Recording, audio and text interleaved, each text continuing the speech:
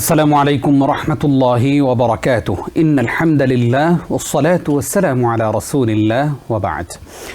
প্রিয় দর্শক, কাছে দূরে বিশ্বজুড়ে যেখান থেকে এই মুহূর্তে TBN24 টেলিভিশনের পর্দায় TBN24 টেলিভিশনের জুমাবারের বিশেষ আয়োজন ইসলামী সমাধান দেখছেন, আপনাদের সকলকে আন্তরিক প্রীতি ও মোবারকবাদ জানিয়ে আজকের আয়োজন শুরু করছি আমি নিজাম বিন মুহিব।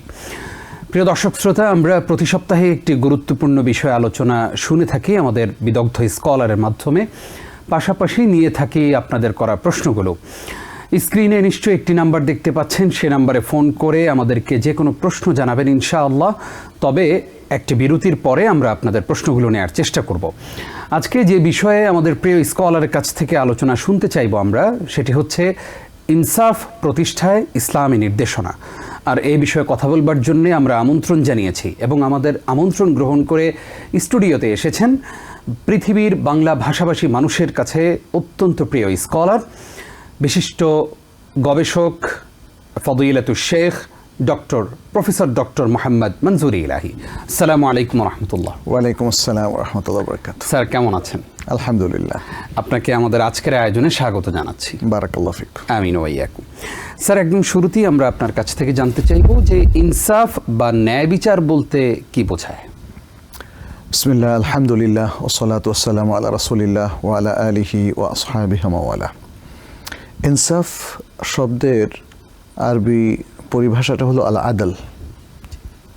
আল কোরআন আল্লাহ সুবহানাহু ওয়া তাআলা আদল শব্দটা নানাভাবে ব্যবহার করেছেন। এর মধ্যে সরাসরি ব্যবহার করেছেন সূরাতুন নাহলের 90 নম্বর আয়াত, ইন্নাল্লাহা ইয়া'মুরু বিল আদলি ওয়াল ইহসান ওয়া ইতা'i যিল কুরবা ওয়া ইয়ানহা আনিল ফাহশাই ওয়াল মুনকারি ওয়াল বাগয়ি ইয়া'iযুকুম লাআল্লাকুম তাযাক্কারুন। আল্লাহ তাআলা নির্দেশ দিচ্ছেন ইনসাফ কায়েমের, ন্যায়পরায়ণতা রক্ষা করা, হেফাজত করা এবং ন্যায়পরায়ণ আচরণ করার। তাহলে আদল বা ইনসাফ বা ন্যায়পরায়ণতার কথা আল্লাহ তাআলার এটা নির্দেশ। এবং তিনি আল কোরআনের আরও অনেকগুলো সূরাতে আদলের কথা বলেছেন, যেমন সূরাতুল মাইদার 8 নম্বর আয়াত আল্লাহ সুবহানাহু ওয়া তাআলা সেখানে স্পষ্ট করে বলেছেন, ইয়া আইয়ুহাল্লাযীনা আমানু কুনু কাওয়ামিনা লিল্লাহি শুহাদা'a বিল কিসত ওয়া লা ইয়াজরিমান্নাকুম শানাআনু কওমিন আলা আল্লা তা'দিলু ই'দিলু হুয়া আকরাবু লিত-তাকওয়া। জি সুবহানাল্লাহ। এটা আমার মনে একদম মাস্টারপিস, একটা চমৎকার নির্দেশনা এখানে বলা হয়েছে। হে ইমানদারগণ, তোমরা আল্লাহর জন্যে এবং ইনসাফ এর পক্ষে সাক্ষীদাতা হয়ে দাঁড়িয়ে যাও। জি, তোমরা আল্লাহর পক্ষে, আল্লাহর জন্য আল্লাহর আদর্শকে ধারণ করো এবং ইনসাফের পক্ষে সাক্ষীদাতা হয়ে যাও। আর কোনো জাতির সাথে শত্রুতা যেন তোমাদেরকে তাদের প্রতি ইনসাফ না করতে উদ্বুদ্ধ না করে। জি, তার মানে এক জাতি আমাদের সাথে শত্রুতা করেছে, আমি প্রত্যুত্তরে তাদের প্রতি বেইনসাফি করলাম, ইসলাম এটা না করতে বলেছে শত্রুতার কারণে যেন আমরা বেইনসাফি না করি। ই'দিলু হুয়া আকরাবু লিত-তাকওয়া, বরং তোমরা ইনসাফ করো। এটাই হচ্ছে ইসলাম যে মহান তাকওয়া শেখায় আমাদেরকে, সে তাকওয়ার সবচেয়ে নিকটবর্তী। সুবহানাল্লাহ। মানে আল্লাহ তাআলার এই যে আমাদেরকে কনভিন্স করার একটা চমৎকার পদ্ধতি এবং আমাদের সামনে জিনিসটাকে প্রেজেন্ট করা, মানে এত সুন্দরভাবে প্রেজেন্ট করা হচ্ছে যে কেউ মানে মুহূর্তে উপলব্ধি করবে ইনসাফ, আদল, জাস্টিস। এটা হচ্ছে পৃথিবীর সবার কাছে অত্যন্ত আকর্ষণীয় এবং এটাই করা উচিত, এটাকে কালচার করা উচিত। এমনকি শত্রুতা, নিজেদের মধ্যে বাদানুবাদ, হানাহানি, সংঘাত, এগুলো যেন আমাদেরকে বেইনসাফি করতে উদ্বুদ্ধ না করে। তো ইনসাফকে আমরা এভাবে বলতে পারি, ইনসাফ হচ্ছে ওয়াদউ শাইই ফি মাহাল্লি, যথাযথভাবে কোনো কিছু পারফর্ম করা, সম্পাদন করা, এটাই হচ্ছে ইনসাফ। আর ওয়াদউ শাইই ফি গায়রি মাহাল্লি, এটা হলো যুলুম, ইনসাফের বিপরীত অবস্থান, অন্যায়। আমরা ন্যায় বলি আর বলি অন্যায়। ন্যায়টা হলো যথাযথভাবে কোনো কাজ করা, যেখানে যেটা রাখার কথা সেখানে সেটা রাখা, যেখানে সেটা করার কথা সেখানে সেটা করা, যেখানে যেটা বলার কথা সেখানে সেটা বলা, এটা হলো ইনসাফ। আর এর বিপরীত অবস্থানটা হলো বেইনসাফি অথবা জুলুম করা, অন্যায় করা, অত্যাচার করা, নিবর্তন করা, সব কিছু একই বাক্সের মধ্যে চলে আসে। জি জি, আমরা একদম উত্তর পেয়ে গেছি। জানতে চাই যে আমাদের ব্যক্তিগত জীবনে, পারিবারিক জীবনে, সামাজিক জীবনে, রাষ্ট্রীয় জীবনে আমরা ইনসাফ প্রতিষ্ঠা কিভাবে করতে পারি এবং এই ইনসাফ প্রতিষ্ঠার গুরুত্ব কতটুকু? ইনসাফ প্রতিষ্ঠার গুরুত্ব ইসলাম চূড়ান্তভাবে দিয়েছে। কোনো রকমের রাগঢাক যেমন করেনি আর কোনো কম্প্রোমাইজও করেনি। জি, কারণ প্রত্যেকটা ক্ষেত্রে, জীবনের প্রত্যেকটা ক্ষেত্রে আল্লাহর হক আর আল্লাহর বান্দাদের হক, প্রত্যেকটা ক্ষেত্রে ইসলাম চূড়ান্তভাবে ইনসাফের নির্দেশনা দিয়েছে, যেটা আমরা সূরাতুন নাহলের 90 নম্বর আয়াতকে কোট করেছি, যেখানে আল্লাহ সুবহানাহু ওয়া তাআলা বলছেন ইন্নাল্লাহা ইয়া'মুরু বিল আদল ওয়াল ইহসান ওয়া ইতা'i যিল কুরবা ওয়া ইয়ানহা, তারপরে এভাবে ইলা আখিরিল আয়াত। তো এখানে ইনসাফ প্রতিষ্ঠা করাটা আমরা বলবো যে ফরজ। যে কোনো ক্ষেত্রে, জীবনের প্রত্যেকটা, আপনার পার্সোনাল লাইফে, পারিবারিক লাইফে কে আছে? আপনার স্ত্রী আছেন, জি, আপনার পরিবারের অন্যান্য সদস্যরা আছে, সন্তান আছে, বাবা আছে, মা আছে, অন্যান্য আরও আত্মীয় স্বজন আছে, ব্লাড রিলেশন অথবা ব্লাড রিলেশনের বাইরে, সবার প্রতি সুন্দর আচরণ করতে হবে। এটা ইনসাফ। এখানেও কিন্তু কোনো ছাড় নাই। এরপরে আমরা যদি নাগরিক অধিকারের কথা বলি, আমরা যদি নেইবারহুডের কথা বলি বা নেইবারদের অধিকার, ইসলাম তো বলছে, মানে যেটা রাসূল সাল্লাল্লাহু আলাইহি হাদিস থেকে জানা যায় যে রাসূল সাল্লাল্লাহু আলাইহি সাল্লাম নেইবার বা প্রতিবেশীর অধিকার এমনভাবে বর্ণনা করতে থাকলেন মনে হচ্ছিল যেন এবার তিনি তাকে ওয়ারিসও বানিয়ে দেবেন। তাহলে এভাবে প্রত্যেকটা জায়গায়, যেমন শাসক শোষিতের সম্পর্ক, আপনি যেটা রাষ্ট্রীয় আচরণের ক্ষেত্রে বলেছেন, এখানেও কিন্তু ইনসাফটা আরও অধিকভাবে প্রযোজ্য।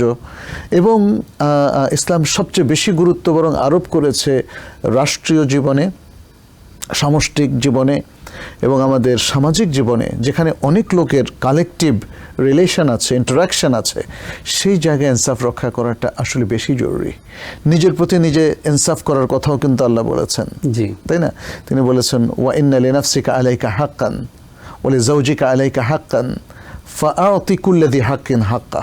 তোমার নিজের উপর নিজের কিছু অধিকার আছে, তোমার স্পাউজের উপর তোমার কিছু অধিকার আছে, প্রত্যেক অধিকারীকে তার অধিকার বুঝিয়ে দাও, প্রদান করো। এটা হলো ইনসাফ, এটা হলো ইনসাফ। তাহলে আল্লাহ সুবহানাহু ওয়া তাআলা নিজের প্রতি ইনসাফ করতে বলেছেন। আপনার ঘুমের দরকার হলে ঘুমাবেন, খাবারের প্রয়োজন হলে খাবেন, এবং কাজ করার প্রয়োজন হলে কাজ করবেন, ইনকাম করার প্রয়োজন হলে ইনকাম করবেন, তবে সব কিছু বৈধভাবে করবেন। এটা হলো ইনসাফ। তো সুতরাং আমরা বলবো মানুষের ব্যক্তিগত জীবন, পারিবারিক জীবন, সামাজিক জীবন, কিংবা তার বাজার ঘাট, প্রশাসনিক জীবন, তার পেশাগত দায়িত্ব পালন, এমনকি তার রাষ্ট্রীয় দায়িত্ব পালন, প্রত্যেকটা ক্ষেত্রে ইনসাফ শিরোধার্য। এবং ইনসাফ থেকে এক চুল নড়ার কোনো অনুমতি শরিয়াতে নাই। কেউ যদি নড়ে যান এবং কেউ যদি ইনসাফ বিরোধী অবস্থানে অবতীর্ণ হন, তাহলে নিয়ম অনুযায়ী তার শাস্তি হবে, এবং এই শাস্তিটাও শিরোধার্য। জি, আশা করি আমাদের দর্শকরা উপকৃত হচ্ছেন আজকের এপিসোডের এই আলোচনায়। আমরা আরও একটি প্রশ্নের জবাব আপনার মাধ্যমে আমাদের দর্শকদেরকে উপহার দিতে চাই, যে রাসূল সাল্লাল্লাহু আলাইহি ওয়াসাল্লাম কিভাবে সেই সোনালী সমাজে ইনসাফ প্রতিষ্ঠা করেছিলেন? রাসূল সাল্লাল্লাহু আলাইহি ওয়াসাল্লাম যথাযথভাবেই ইনসাফ প্রতিষ্ঠা করেছেন। তিনি যখন বিশেষ করে মদিনায় আসলেন তখন তার উপর দায়িত্ব বর্তায়। মক্কায় তার উপর কোন দায়িত্ব ছিল না। তিনি মক্কায় খুব ছোট্ট লেভেলে তিনি দিনের কাজগুলো করেছেন। প্রথমে তো নিজের ঈমান রক্ষা করার বিষয় ছিল, তারপরে আল্লাহ সুবহানাহু ওয়া তাআলা তাকে বললেন ওয়া আনদির আশিরাতাকাল আকরাবিন, আত্মীয় স্বজনকে তুমি আগে গোছাও, তাদেরকে সতর্ক করো, তাদেরকে ইসলাম শেখাও, তারপরে ফাস্তা বিমা তুমার বলে প্রকাশ্যে দাওয়াতের কথা বললেন। এরপরে আর কোনো কিছু ছিল না। কিন্তু মদিনায় যখন তিনি আসলেন তখন সকলেই তাকে মদিনার দায়িত্বশীল বানিয়ে দিলেন, মদিনার প্রেসিডেন্ট। তিনি এসেই মদিনা সনদ করলেন। এই সনদের মধ্যে কিন্তু কোন গোত্র কি ফ্যাসিলিটি পাবে এবং মদিনা রাষ্ট্রটাকে রক্ষার জন্য কার কতটা দায়িত্ব, সেটা এখানে বর্ণনা করা হলো। কোনো যদি ফৌজদারি দণ্ডবিধির আওতায় কেউ আসেন তাহলে তার বিচার কি করে হবে, সব কিছু কিন্তু এখানে বলে দেওয়া হলো।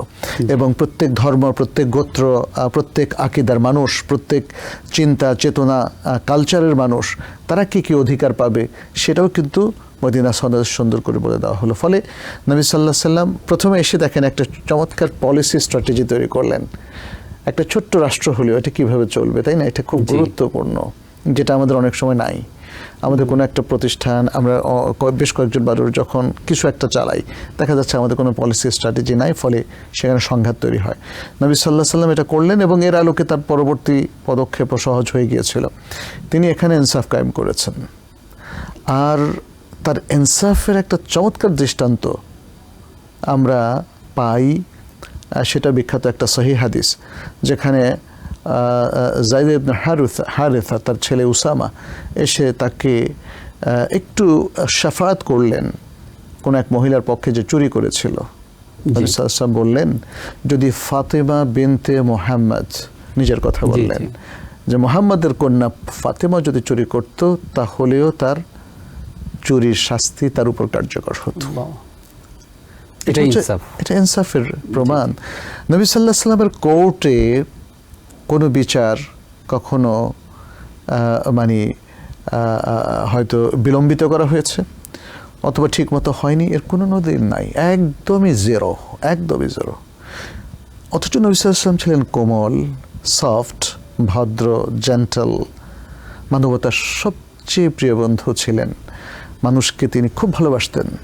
শত্রুকেও তিনি নিধনের কথা কল্পনাও করতে পারতেন না। তিনি বদর যুদ্ধে, প্রথম যুদ্ধ, ইসলামের এত বড় যুদ্ধ, এখানে যারা যুদ্ধ বন্দী হয়েছিল এদের প্রতিও তিনি নির্মম হতে পারেন নাই। এখানে ওমর ইবনে খাত্তাব রাদিয়াল্লাহু তাআলা আনহুর কঠিন ফয়সালাটা আল্লাহর পছন্দ হয়েছিল, কিন্তু আল্লাহর প্রিয় নবী যখন তাদের ব্যাপারে সফট ফয়সালা দিলেন, আল্লাহ সেটাকেই কিন্তু অনার করলেন। এরপরে তাইফের ময়দানে কি দেখলাম আমরা? শত্রুকে তিনি মাফ করে দিলেন, বললেন যে এমনকি আল্লাহ যখন পাহাড়ের ফেরেশতা পাঠালেন মাফ করে দিলেন। তারপরে মক্কা বিজয় দিন কি দেখলাম আমরা, তাই না? সকল অপরাধীকে তিনি ক্ষমা করে দিলেন। একদম হাতে গোনা কয়েকজন ছাড়া ইবনুল খাতাল সহ এরকম, এরা তো মানবতা বিরোধী, সত্যিকার অর্থে মানবতা বিরোধী, এরা দুষ্ট চক্র ছিল। ফলে তাদের উপর শাস্তি অবধারিত হয়ে গিয়েছিল, যেটা রাসূল সাল্লাল্লাহু আলাইহি ওয়াসাল্লাম চাইলেও ক্ষমা করতে পারতেন না, মানে তার সে অথরিটি ছিল না। ফলে আর যাদের উপর অথরিটি ছিল সবাইকে ক্ষমা করে দিয়েছেন। বলেছেন খুব নানা সুন্দর বাহানা, যে যেই আশ্রয় দিবে ক্ষমা, যত বড় হোক, তাই না? তাইলে আমরা যেটা দেখলাম যে ইনসাফের একটা চরম পরাকাষ্ঠা তিনি দেখালেন। প্রথমত, অন্যায়ভাবে কোনো মানুষকে বিচার করা বা শুধু সন্দেহের বশবর্তী হয়ে কাউকে শাস্তি দেওয়া, এটা কখনো ঘটেনি। এবং অন্য ধর্মের প্রতি শত্রুতামূলক আচরণ করা, এটা কখনো ঘটেনি। বরং তিনি সব ধর্মের প্রতি খুবই সফট ছিলেন, যাতে সবাই ইসলামের মহত্ব সম্পর্কে জানে এবং ইসলামটাকে গ্রহণ করে। ফলে ওরাআইতান নাসা ইয়াদখুলুনা ফি দীনিল্লাহি আফওয়াজা, মানুষ তো দলে দলে কেন ইসলাম গ্রহণ করেছে, এই কারণে।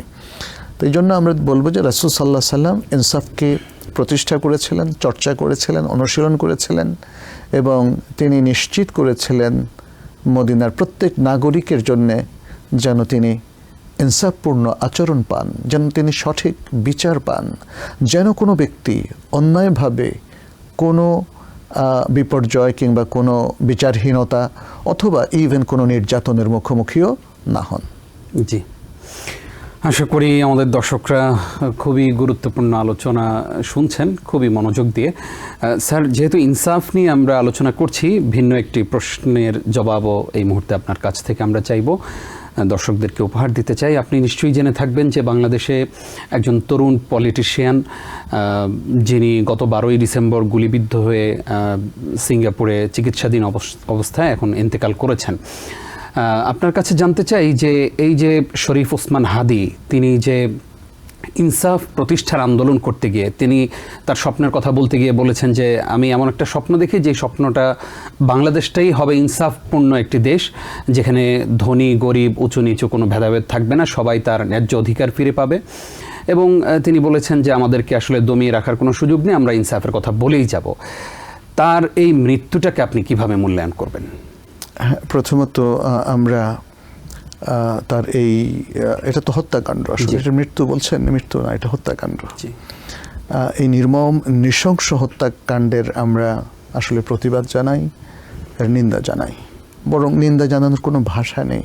জি, একজন তরুণ যে তার দেশকে ভালোবাসে, যে তার দিনকে ভালোবাসে, যে তার জনগণের প্রতি নিজেকে লয়াল হিসাবে চিন্তা করে, আল্লাহর প্রতি আল্লাহর কাছেও দায়বদ্ধতা সে স্বীকার করে, তাহলে এমন একজন ব্যক্তিকে যে দুর্বৃত্ত হত্যা করেছে সে আসলেই অত্যন্ত হতভাগ্য এক মানুষ, দুর্বৃত্ত। অবশ্যই আল্লাহর কাছেও তার বিশাল বিচার আছে। তো আমরা এটার তীব্র নিন্দা জানাই এবং পাশাপাশি আমরা তার জন্য দোয়া করি আল্লাহ যেন তাকে শাহাদাতের মৃত্যু দান করেন। এবং তিনি যে কথাটি আপনি বলছেন, আমিও ইদানিং কিছু কথা তার শুনলাম, হয়তো সব কথা আগে শোনার সুযোগ হয়নি।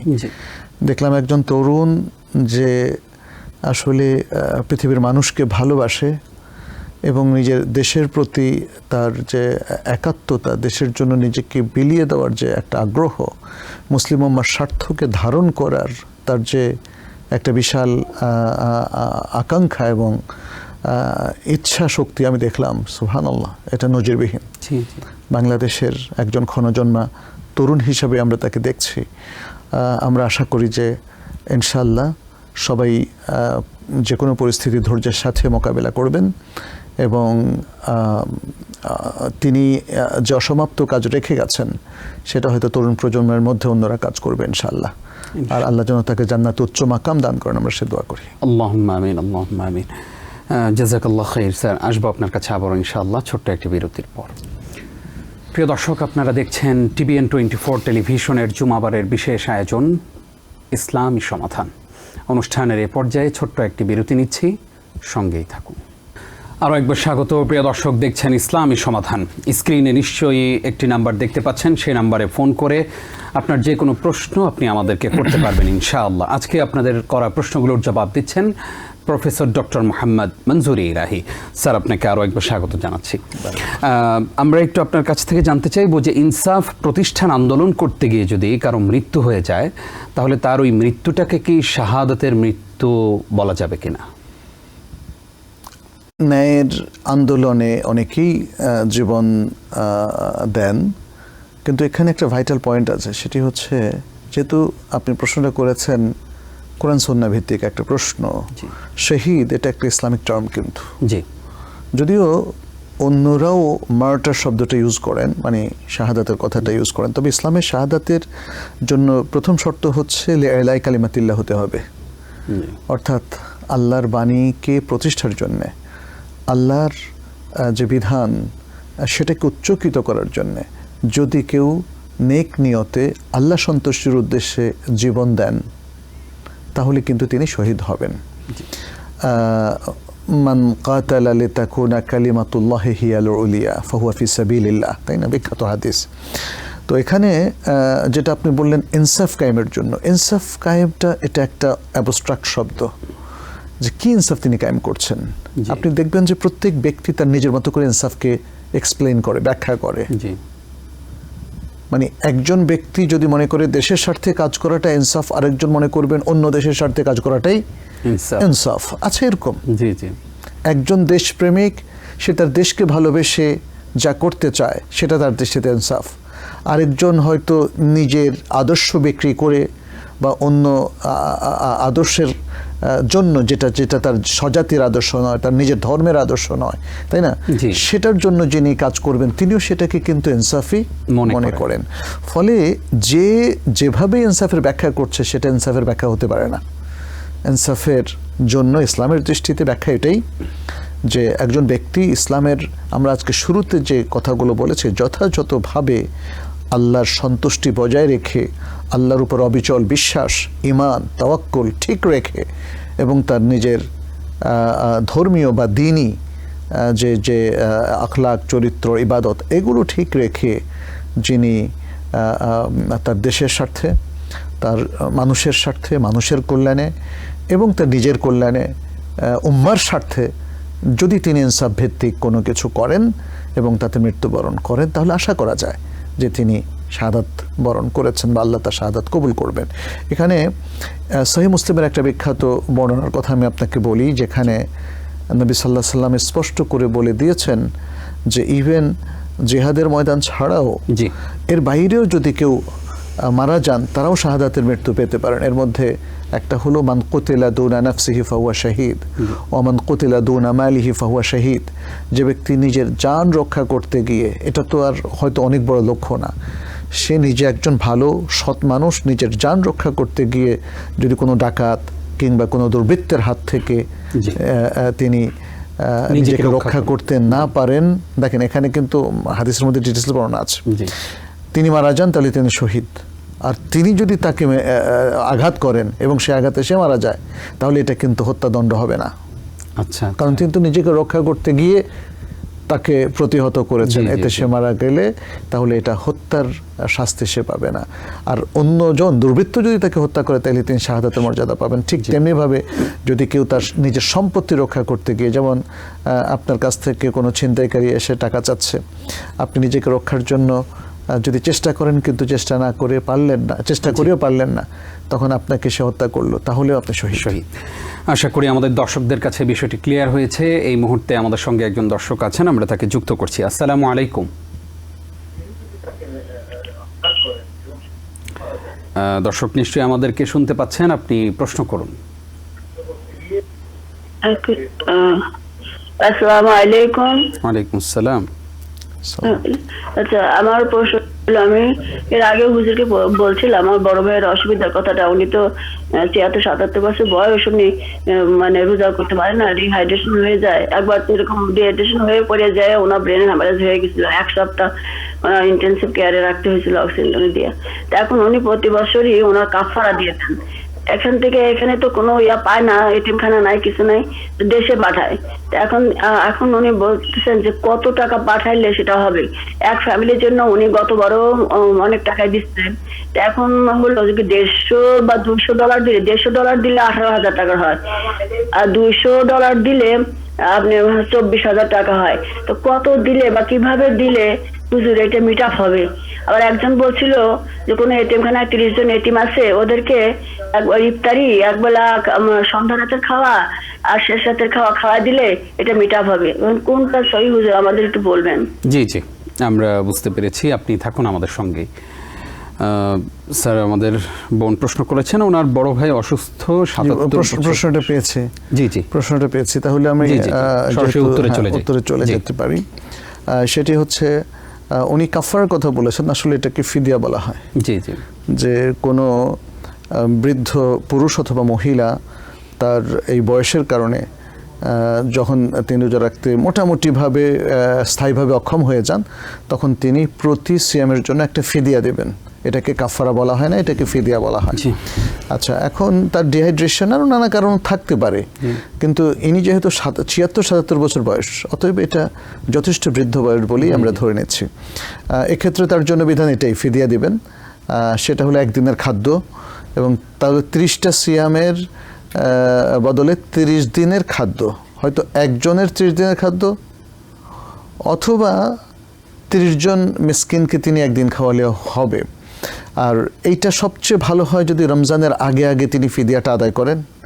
নিদেন পক্ষে রমজানের 1-2 দিন যাওয়ার পরে ফিদিয়াটা আদায় করাটা উচিত।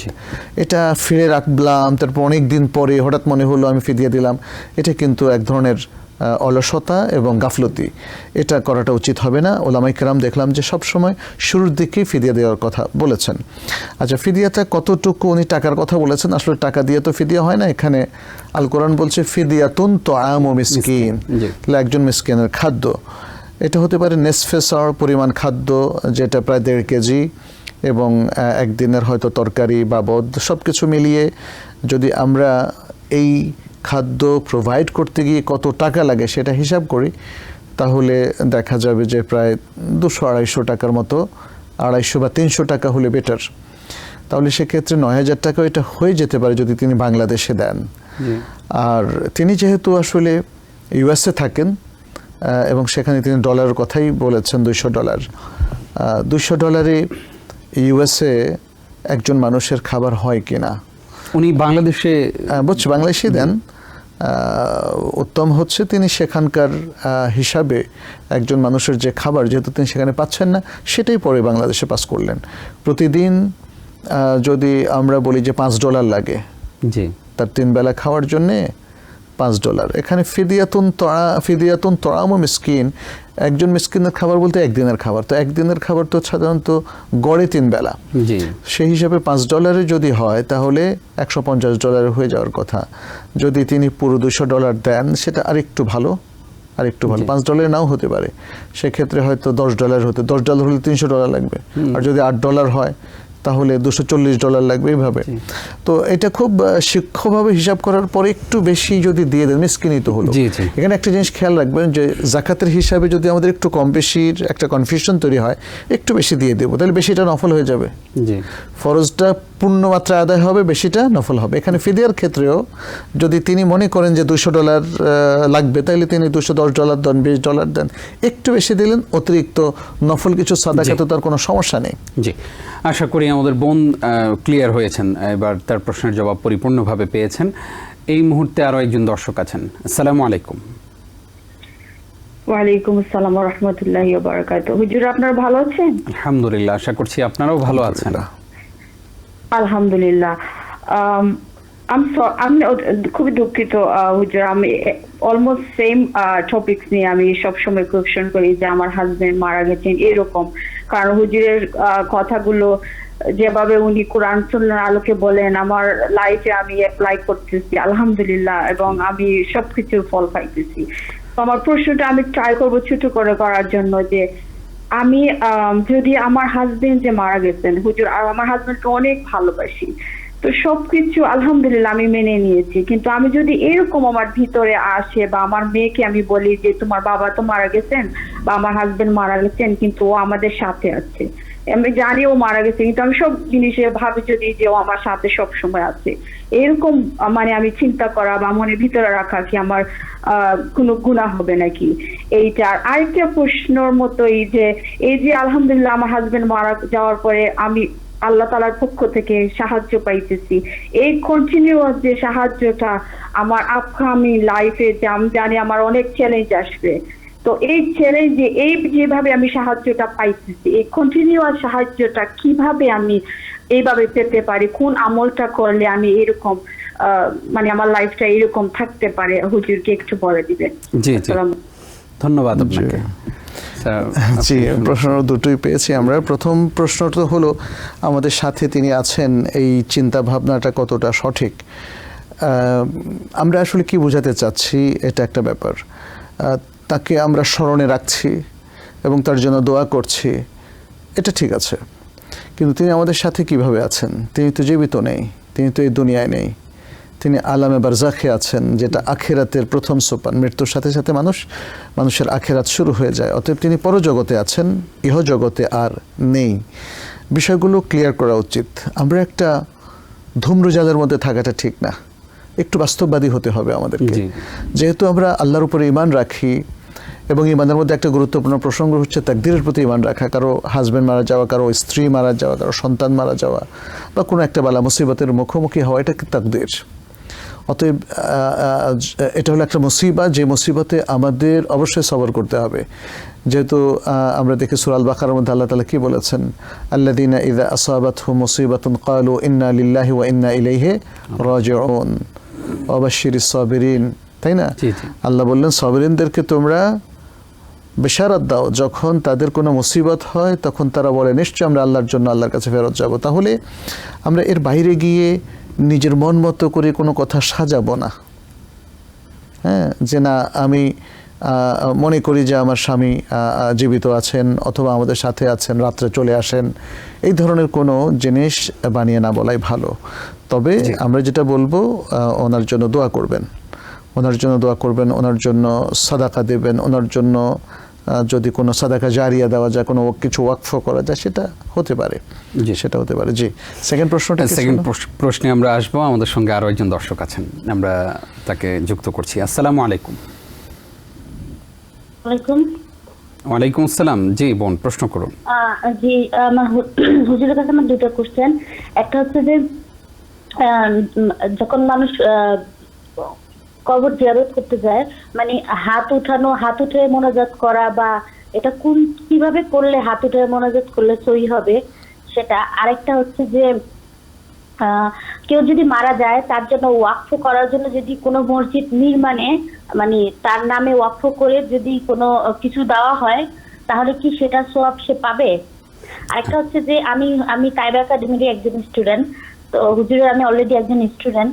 তো আমি পড়তে বসি তখনই আমার এত ঘুম আসে, আমি মানে পড়তে পারি না। এখন হুজুর যদি কিছু বলে দিত তাহলে আমি ওটা পড়তে বসতাম। জি জি জি, ধন্যবাদ আপনাকে। ওয়ালাইকুম আসসালাম। স্যার, আমরা আগের প্রশ্নে একটু ফিরে আসি। আগের বোন প্রশ্ন করেছিলেন যে আল্লাহর যে সাহায্য ওনার স্বামী মারা যাওয়ার পরে উনি পাচ্ছেন, কন্টিনিউয়াসলি এই সাহায্যটা উনি বাকি জীবন পুরোটাতে কিভাবে পেতে পারেন? আল্লাহর সাহায্য পাওয়ার জন্য আমাদের সবসময় ঈমান, আমল, সবরের মধ্যে থাকতে হবে। তিনি সবর করেছেন, আমরা যেটা শুরু থেকে দেখেছি, যে তিনি আগে অনেক প্রশ্ন করেছেন এবং স্বামীর প্রতি তার আনুগত্য ছিল, এটা প্রমাণিত, এবং তার জন্য তিনি দোয়া করছেন। সব কিছু তিনি এটা বজায় রাখবেন এবং প্লাস নিজের যে ঈমান আমল সেটা ঠিক রাখবেন, সালাত ঠিক রাখবেন, তিনি দ্বীনের যে জ্ঞান সেটা ঠিক রাখবেন। এর মধ্য দিয়েই আসলে আল্লাহ সাহায্য আসবে। ইনশাআল্লাহ। ইন তানসুরুল্লাহ ইয়ানসুরকুম, যদি তোমরা আল্লাহকে সাহায্য করো তাহলে আল্লাহ তোমাদের সাহায্য করবেন। আল্লাহকে সাহায্য করা মানে হচ্ছে আল্লাহ নির্দেশ মেনে চলা। আল্লাহ নির্দেশ মেনে চলা ভেরি ইজি। মানে জিনিসটা এত জটিল নয় যে একটা স্পেশাল আমল আমাকে শিখিয়ে দেন, অমুক করেন তমুক করেন। আমরা একটু আগেও বলেছি, স্বামীর জন্য উনি দোয়া করবেন, ওয়াকফ করবেন, সাদাকা করবেন, আর নিজের আমলগুলোকে শুদ্ধ রেখে সবর করে আল্লাহর উপর রাজি খুশি থেকে চলবেন। ইসলামের বিপরীতে যাবেন না। শিরক, কুফরি, নাস্তিকতা কিংবা বেদাত, পাপ, এগুলোর মধ্যে যথাসম্ভব না গিয়ে নিজেকে রক্ষা করবেন। কোনো ভুল ত্রুটি হয়ে গেলে তওবা ইস্তেগফার করবেন, ব্যাস। জি, ভেরি ইজি। জি, আশা করি আমাদের বোন বুঝতে পেরেছেন বিষয়গুলো। আরও একজন দর্শক আছেন। আসসালামু আলাইকুম। ওয়ালাইকুম সালাম ওয়া রাহমাতুল্লাহি ওয়া বারাকাতুহু। কেমন আছেন আপনারা? আলহামদুলিল্লাহ, আশা করি আপনিও ভালো আছেন। জি আলহামদুলিল্লাহ। আমি হুজুরের কাছে একটা প্রশ্ন করতে চাই। আমরা প্রায়ই নিজেরাও বলি এবং কারো অবস্থা সম্পর্কে বর্ণনা করতে গিয়েও বলি যে আপনাদের দোয়ায় আল্লাহর রহমতে আমি ভালো আছি অথবা উনি ভালো আছেন। জি, তো এইটা বলাটা আমি তো মনে করি যে এটা কিরকম হবে, আমার কাছে ইয়ে লাগে আর কি, অনেকটা বোধহয় শিরকের পর্যায়ে পড়ে যায় কিনা। জি জি, এই প্রশ্নটার উত্তরই আমি হুজুরের কাছে চাচ্ছি আর কি। অসংখ্য ধন্যবাদ আপনাকে। আপনি এই বিষয়টা নিয়েও যে চিন্তা করেছেন সেই জন্য আপনাকে ধন্যবাদ জানাই। স্যার, আমাদেরকে এক বোন প্রশ্ন করেছেন যে কবর জিয়ারত করার সময় হাত যদি উঠাই আমরা, তাহলে সেটা কিভাবে উঠাইতে হয়? না, কবর জিয়ারতের সময় হাত উঠানো যাবে না। কবর জিয়ারতে যেটা রাসূল সাল্লাল্লাহু আলাইহি সাল্লাম থেকে সাব্যস্ত কিংবা সাহাবায়ে কেরাম থেকে, আমাদেরকে সেটাই দেখতে হবে, যেহেতু এটা একটা ইবাদত। জি জি, এটা নিজের মন মতো করে করলে হবে না। আমি গিয়ে সেখানে গড়াগড়ি দিলাম, কাঁদলাম, কবরে মাথা ঠেকালাম, বিলাপ করলাম, আর যদি জিজ্ঞেস করি কেন একটা করলেন, যে না এটা আমার ইচ্ছা মতো, আমার কষ্ট তো আর আপনি বুঝবেন না, জি জি, এভাবে হবে না। আমাকে কষ্ট সংবরণ করতে হবে। আর দ্বিতীয়ত, কবর জিয়ারত এটা হলো একটা শরঈ ইস্যু। নবী সাল্লাল্লাহু আলাইহি ওয়াসাল্লাম বলেছেন, আমি তোমাদেরকে নাহাইতুকুম আন জিয়ারাতিল কুবুর আলা ফাজুরুহা ফাইন্নাহা তুযাক্কিরুকুমুল মাউত। আমি তোমাদেরকে প্রথমে কবর জিয়ারত করতে নিষেধ করেছি, এখন তোমাদেরকে অনুমতি দিচ্ছি কবর জিয়ারত করার, কারণ কবর জিয়ারত মৃত্যুকে স্মরণ করিয়ে দেয়। আচ্ছা, এখানে যেটা এই পন্থা, সেটা হচ্ছে কবরের সামনে যদি কেউ যান তাহলে সেখানে সালাম দিতে পারবেন। সব কবরবাসীকেই সালাম দেবেন আপনি। নিজের যদি বাবা থাকে বা থাকে তাদেরকেও সালাম দিতে পারবেন। আসসালামু আলাইকা ইয়া আবি, আসসালামু আলাইকা ইয়া উম্মি, তারপরে আসসালামু আলাইকুম দারা কওমে মুমিনিন ওয়া ইন্না অথবা আহলাল কুবুর মিনাল মুমিনিনা ওয়াল মুসলিমিন, এটাও বলা যায়। তারপরে ওয়া ইন্না ইনশাআল্লাহু বিকুম লাহিকুন নাসআলুল্লাহ লানা ওয়া লাকুমুল আফিয়া।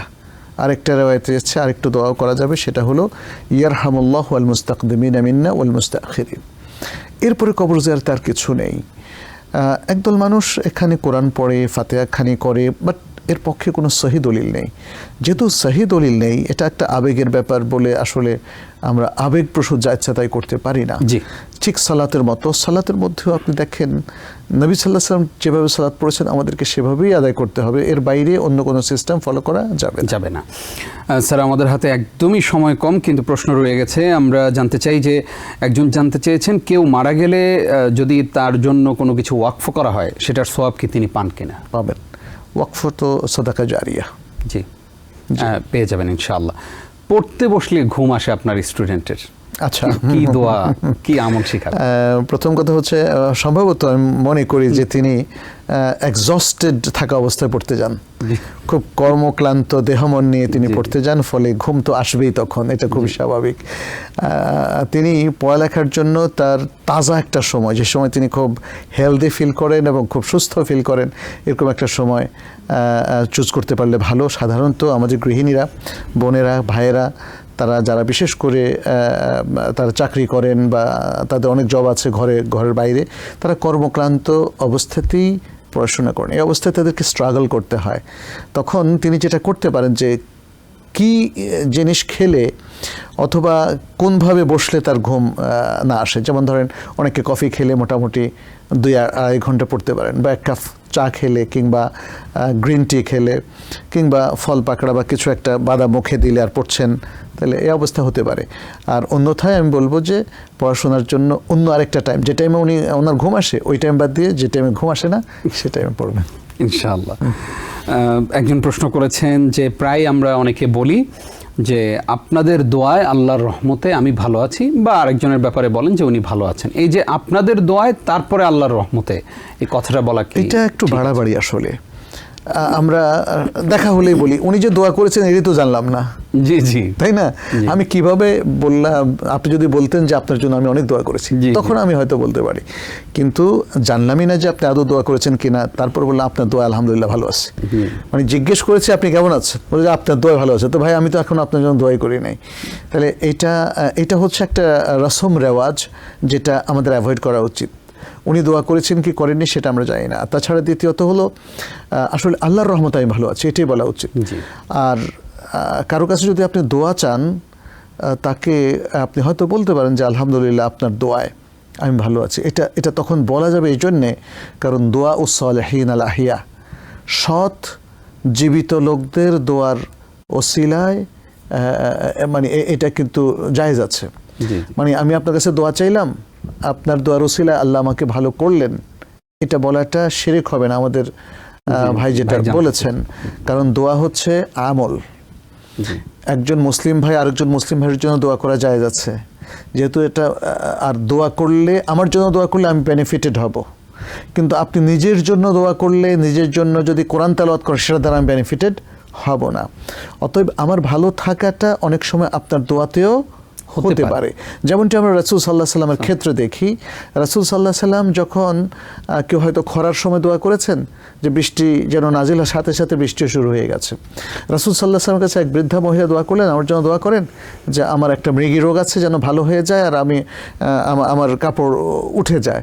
তা আপনি দুটোই যেন সমস্যার সমাধানে দোয়া করেন। আল্লাহ রাসূল সাল্লাল্লাহু আলাইহি ওয়াসাল্লাম বললেন, তুমি যদি সবর করতে চাও এবং তোমার জন্য জান্নাত থাকবে, তাহলে মৃগী রোগের জন্য আমি দোয়া করব না, আমি দোয়া করব অন্য কিছুর জন্য। তখন তিনি বললেন, তাহলে আমার জন্য, আমি সবর করলাম, আমি জান্নাত চাই, আমি চাইবো যে আপনি আমার জন্য দোয়া করবেন যেন আমার কাপড়টা, সতরটা আমার ঢাকা থাকে, এটা যেন আর প্রকাশ না হয়। তখন হাদিসে এসছে যে এরপরে রাসূল সাল্লাল্লাহু আলাইহি ওয়াসাল্লাম দোয়া করলেন, সে দোয়া কবুল হলো এবং জীবনে আর কোনোদিন তার মৃগী রোগ হয়েছে, যেহেতু রোগটা ভালো হয় নাই, জি জি, তিনি সবর করেছেন, তার সতর আর কখনো ওপেন হয় নাই। জি, জাযাকাল্লাহ খাইর স্যার। অনেকগুলো প্রশ্নের জবাব জেনেছি আজকে গুরুত্বপূর্ণ এপিসোড। আশা করি আমাদের ইনসাফ প্রতিষ্ঠা কিভাবে করতে হয় সেই ব্যাপারে আমাদের দর্শকরা খুব গুরুত্বপূর্ণ একটি এপিসোড উপহার পেয়েছেন। আপনি আজকে কষ্ট করে আমাদেরকে সময় দেওয়ার জন্য আপনাকে ধন্যবাদ জানাচ্ছি। বারাকাল্লাহ ফিক। আমিন ওয়া ইয়া। প্রিয় দর্শক, এতক্ষণ যারা আমাদের সঙ্গে ছিলেন আপনাদেরকেও ধন্যবাদ জানিয়ে শেষ করছি আজকের আয়োজন। আসুন আমরা পারিবারিক জীবনে, ব্যক্তিগত জীবনে, সামাজিক জীবনে এবং রাষ্ট্রীয় জীবনে কিভাবে ইনসাফ প্রতিষ্ঠা করা যায় সেই চেষ্টা অব্যাহত রাখি। আল্লাহ রাব্বুল আলামিন আমাদের সবাইকে সেই তৌফিক দান করুক, আমিন। আজ এই পর্যন্তই। আগামী সপ্তাহের পর্ব দেখবেন সেই প্রত্যাশায় বিদায় নিচ্ছি। নিজাম বিন মুহিব। আসসালামু আলাইকুম ওয়া রাহমাতুল্লাহি ওয়া বারাকাতুহু। وما أرسلنا من قبلك إلا رجالا نوحي إليهم فاسألوا أهل الذكر إن كنتم لا تعلمون। টিবিএন TVN24 টেলিভিশন দেখতে আজই কল করুন 7187776556। লগ ইন করুন www.totalcablebd.com।